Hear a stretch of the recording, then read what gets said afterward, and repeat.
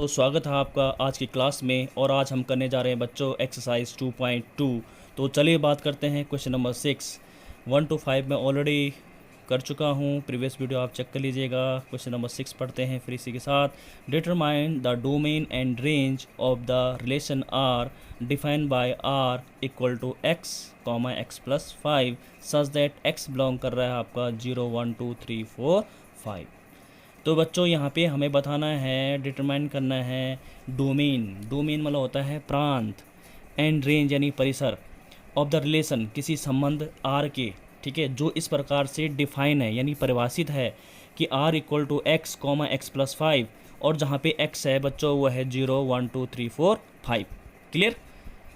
ठीक है। तो बात करते हैं बच्चों कि सबसे पहले हम एक रिलेशन को तैयार करते हैं, क्योंकि जो x है वो बिलोंग कर रहा है 0 1 2 3 4 5 को, जैसा आपको दिखाई दे रहा है आपकी स्क्रीन के ऊपर। तो बात करते हैं r की। तो r होगा बच्चों जब आप 0 रखोगे, यानी कि x क्या रखोगे, आप 0 रखोगे तो ये वाला आपको क्या मिलेगा, 0 प्लस 5, यानी कि क्या मिल जाएगा, 5 मिल जाएगा। ध्यान देना। तो 0 रखने पर आपको क्या मिलेगा बच्चों, 5। जब आप बच्चों 1 रखोगे यहाँ पे, यानी कि x की जगह में 1 रखोगे तो ये वाला आपको क्या मिलेगा। एक तरफ से देखा जाए तो ये एक्स वाई या ए बी जैसे मैं कहता था ऑर्डर पेयर है। तो यहाँ पे क्या है, लिखने का तरीका उसने थोड़ा सा इस बात चेंज कर रखा आपका, तो कोई दिक्कत वाली बात नहीं है। जब x1 रखोगे आप तो ये वाला पोर्शन क्या मिलेगा, 1 रखा यहाँ पे, यानी कि यहाँ पे भी 1 रखोगे तो 1 प्लस 5 क्या मिल जाएगा बच्चों, 6। यहाँ पे 2 रखोगे तो आपको मिल जाएगा बच्चों इसी प्रकार 7। फिर 3 रखोगे तो यहाँ पे मिल जाएगा आपको 8। यहाँ पे आप 4 रखोगे तो 4 पे क्या मिलेगा बच्चों, आपको 9। और नेक्स्ट है आपका जब 5 रखोगे तो आपको क्या मिल जाएगा बच्चों, 10 मिल जाएगा। क्लियर है बच्चों?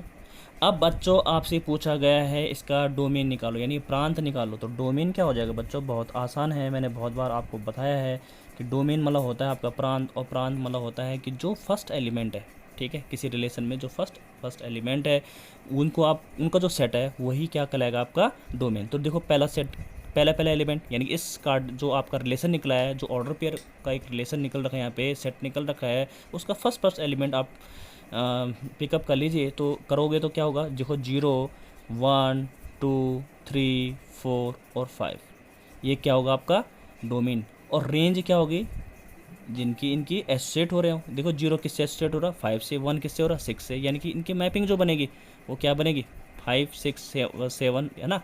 तो जो सेकंड वाला एलिमेंट, क्योंकि सबके बन रही है तो सेकंड वाला एलिमेंट को ही मैं टेक कर लूँगा, 5 6 7 8 9 10। ये आपका आंसर हुआ। तो यहाँ पे जैसे कि आपने देखा कि इस क्वेश्चन में हमें डोमेन और रेंज पूछा गया था बच्चों, तो ये हमने निकाल दिया है। तो होप कि आपको क्लियर हुआ होगा। बात करते हैं क्वेश्चन नंबर 7 की। राइट द रिलेशन, आपको एक रिलेशन लिखना है बच्चों, r equal to x comma x cube such that x is a prime number. Prime number मतलब होता है अभाज्य संख्याएं, ठीक है। और उसमें भी एक शर्त दे दी उसने कि लेस देन, जो अभाज्य संख्या है लेस देन 10, यानी कि वो 10 से छोटी है। तो सबसे पहले तो अभाज्य संख्या वो होती है, जैसे आपको पता है अभाज्य संख्या क्या क्या हो सकती है, 2 3 5 7, है ना, 11। लेकिन यहाँ पे 11 की बात नहीं करेंगे हम, और भी होती है, लेकिन मैं 11 तक नहीं जाऊँगा, क्योंकि उसने यहाँ पे एक कंडीशन दे दी बच्चों कि लेस देन 10, जिनमें भाग नहीं जा सकता ना 2 का। तो लिखेंगे यहाँ पे, इसका मतलब जो x है, सबसे पहले सॉल्यूशन लिखेंगे तो x को ढूंढेंगे हम कि x क्या है।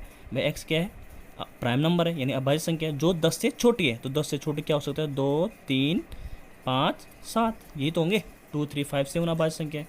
और आपको रिलेशन निकालने के लिए बोला है, राइट अ रिलेशन। तो निकाल लीजिए, x जब 2 है, जैसे मैंने यहाँ पे किया था, है ना। तो जब x 2 होगा बच्चों, क्योंकि कंडीशन ये है, तो जब ये 2 होगा तो दूसरा वाला क्या होगा, 2 की पावर 3, 2 की पावर क्या हो जाएगी 3। अगला क्या होगा, रख लीजिए आप 3, तो अगला क्या होगा 3 की पावर 3। अगला क्या होगा 5, तो 5 की पावर 3। ऐसे ही अगला रखोगे आप 7, तो 7 की पावर 3। तो बच्चों इसको थोड़ा आप सॉल्व कर लीजिएगा। 2 यहाँ पे क्या होगा, 2 की पावर 3 क्या होता है, 2 2 जा 2 इंटू 2 इंटू 2, तो 2 इंटू 2, 2 2 जा 4, 2 जा 8, तो 2 8 आएगा। यहाँ पे क्या होगा 3 इंटू 3 इंटू 3, 3 3 जा 9, 3 जा 27, 5 इंटू 5। तो इस हिसाब से आप निकाल सकते हैं। तो होप कि आपको ये क्लियर हुआ होगा। तो बच्चों यहाँ पे आपने देखा कि जो 2 की पावर 3 थी वो 8 होता है, 3 की पावर 3 जो है आपका 27 होता है, 5 की पावर 3 कितना होता है 125, और 7 की पावर 3 343 होता है, यानी 343 होता है। आप इसको ऐसे भी लिख सकते हैं कि होप कि आपको ये क्लियर हुआ होगा। चलिए बच्चों बढ़ते हैं क्वेश्चन नंबर 8 की ओर। Let a equal to x comma y comma z, यानी कि एक सेट है आपके पास, एक समुच्चय है जिसके एलिमेंट क्या है एक्स वाई जेड है, और एक बी सेट है आपके पास, बी समुच्चय है, वो उसके एलिमेंट क्या है 1 2। Find a number of relations from A into B, तो ए और बी में कितने रिलेशन बन सकते हैं। ठीक है, तो सबसे पहले रिलेशन के लिए बच्चों हमें क्या निकालना पड़ेगा, इनका कार्टेशियन प्रोडक्ट निकालना पड़ेगा इन दो सेट्स का। तो कार्टेशियन प्रोडक्ट कैसे निकलेगा, आपको पता है ये क्या है एक्स वाई जेड है बच्चों, ठीक है, और बी में क्या है 1 2 एलिमेंट। तो कार्टेशियन प्रोडक्ट निकाल लीजिए, क्या होता है इसका इसके साथ करेंगे हम कार्टेशियन, तो 1 आएगा है ना, इसका इसके साथ करोगे तो क्या होगा x2 आएगा, फिर ऐसे ही इसका इसके साथ होगा तो y1 आएगा, फिर y2 आएगा बच्चों, ठीक है, और फिर क्या आएगा z1 आएगा, और फिर क्या आएगा z2 आएगा बच्चों, है ना। कार्टेशियन प्रोडक्ट आपको पता है कैसे निकालना है। अब बोला जा रहा है यहाँ पे find number of relation A to B, कितने रिलेशन होंगे, तो नंबर ऑफ रिलेशन, मैंने इसका फॉर्मूला पहले भी लिखा रखा आपको, number of relation A into B equal to होता है 2 टू द पावर n। क्या होता है फॉर्मूला 2 की पावर n। अगर दो सेट है उनके बीच अगर हम रिलेशन चेक करना चाहते हैं कि how many relation between two sets A and B, then we know that the answer will be 2 to the power n, and n is 1 2 3 4 5 6, यानी कि जितने इसके अंदर ऑर्डर पेयर आ रखे, जितने एलिमेंट होते हैं इस कार्टेशियन प्रोडक्ट के, यानी कि इसका तुम ऐसा निकाल सकते हो n कार्डिनल नंबर निकाल लीजिए, n लिखते हैं ना कार्डिनल नंबर, कितने एलिमेंट है 6, ठीक है, तो यहाँ पे कितना हो जाएगा 2 टू द पावर 6। तो इसको बच्चों आप सॉल्व करके देख सकते हैं 2 इंटू 2 इंटू 2 इंटू 6 टाइम, तो आपको पता चल जाएगा कितने रिलेशन बन सकते हैं।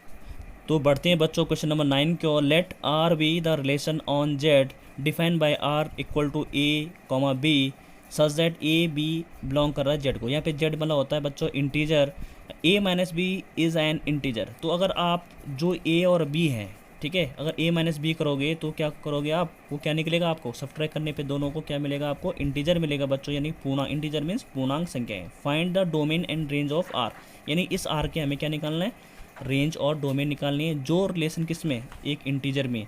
तो बच्चों सबसे पहले तो आपको पता होना चाहिए कि जो इंटीजर्स होते हैं वो होते क्या है, इंटीजर्स होते हैं उनका सेट होता है, जैसे माइनस इधर भी चल रहा है, -2 -1 0 1 2 है ना, ये इंटीजर होते हैं।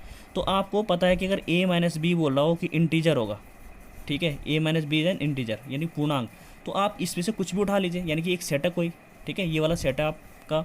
अगर आप कुछ भी उठाओगे बच्चों यहाँ पे, तो जैसे सपोज आपने -2 कर लिया, ठीक है, यहाँ पे -2, और इसको लिख लिया आपने b को 1, तो आपको पता है कि -2 -1 कितना होगा -3, तो ये खुद अपने आप में क्या है, इंटीजर होगा। समझ बात है, इससे पहले -3 तो होगा यहाँ पे, ठीक है। अगर आपने यहाँ पे a को 5 लिख लिया सपोज, क्योंकि a यहाँ पे आगे बढ़ोगे तो 3 4 5, और यहाँ पे आपने लिख लिया क्या, b को लिख लिया आपने 2, तो ये क्या मिला आपको 3, तो ये भी बच्चों क्या होगा, इंटीजर होगा। कुल मिला के कहने का मतलब ये है कि अगर आप कुछ भी रखोगे a और b में, तो आपको फाइनली क्या मिलेगा, इंटीजर ही मिलेगा। यानी कि अगर दो सेट बनेंगे, ठीक है, a और b, और यहाँ पे आप कुछ भी रखोगे, तो यहाँ पे भी आपको क्या मिलेगा, इंटीजर ही मिलेगा। देखो आपको कुछ भी रखने पे, दोनों को कुछ भी वैल्यू रखने पे आपको क्या मिल रहा है, फाइनली इंटीजर ही मिल रहा है। तो आपको इसका मतलब हर एलिमेंट जो ए सेट का है, या जो आप बोले पहले सेट का, ये कह सकते हैं वो एसोसिएट होगा दूसरे वाले सेट से। तो इसका मतलब ये हुआ कि इसका जो डोमेन होगा भाई, इसका जो डोमेन होगा, यानी कि जब यहाँ पे भी कुछ भी रख रहे हो आप इंटीजर, यहाँ पे वो एसोसिएट हो जा रहा है, ठीक है। तो इसका मतलब जो डोमेन होगा इसका एफ का और आर का, वो क्या कहलाएगा आपका, इंटीजर ही तो कहलाएगा, यानी कि सारे नंबर तो इंटीजर ही आ रहे हैं, कुछ भी रखोगे आप तब भी इंटीजर, क्योंकि फॉलो कर रहा ना हो। दूसरा है बच्चों इसका रेंज, तो आपको पता है यहाँ पे कि आप कुछ भी रखने पर आपको क्या मिल रहा है, अगेन इंटीजर ही मिल रहा है। तो इसका मतलब क्या होगा, इसलिए मैंने जेड जेड इसलिए लगाया है कि इसका जो डोमेन होगा वो भी इंटीजर होगा, और जिसकी रेंज होगी बच्चों वो भी इंटीजर ही होगी। होप कि आपको ये क्लियर हुआ होगा। Thank you so much. अगर आपको ये वीडियो पसंद आए बच्चों, तो इसको लाइक शेयर एंड सब्सक्राइब करना ना भूलेगा।